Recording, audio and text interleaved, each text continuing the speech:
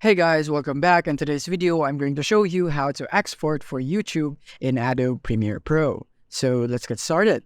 So here we are in Adobe Premiere Pro and we have it right here. So let's export right away by pressing the Control and M in our keyboard, or you can just go for File and go into Export and go into Media right there. And then from here, we have now the export settings. And from here, you want to make sure that your range is the entire source, or if you're just exporting a specific part in your timeline, then you can go for source in and out depending on what you want. But most importantly, we're going to be discussing it right here. So go for the file name and your location, of course, where you want it to be saved, and most importantly, the preset for your YouTube. So you can go here, click on preset, and if you can find it right here, then you can go for more presets, and then you can go for YouTube right there. And depending on your frame size of your sequence or your video, then you can choose 1080p, 4K, and so on. But in my case, I have mine in Full HD or 1080p. So I'm just go for 1080p right here. And I'm going to go and select that, click OK. And now we have the correct preset for our YouTube now. And now we can now discuss here in the video.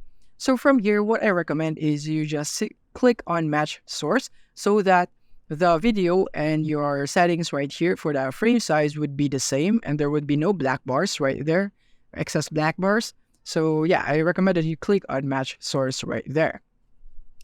And after this, you want to click on Render at Maximum Depth so that you would have more quality, and use Maximum Render Quality so that you could have more quality as well. And then you can go for more.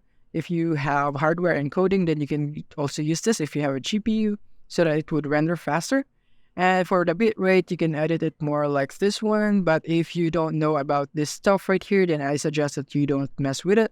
And just setting your preset and this one would be fine. And you're all good to go. Actually, you can now export it. Once you have also made sure, by the way, that your format is H.264, make sure that it's like this so that it would be, because this is like the universal format for social media. This is the best one that you can use. But as you can see, the preset is changed again. So let's change it back right there.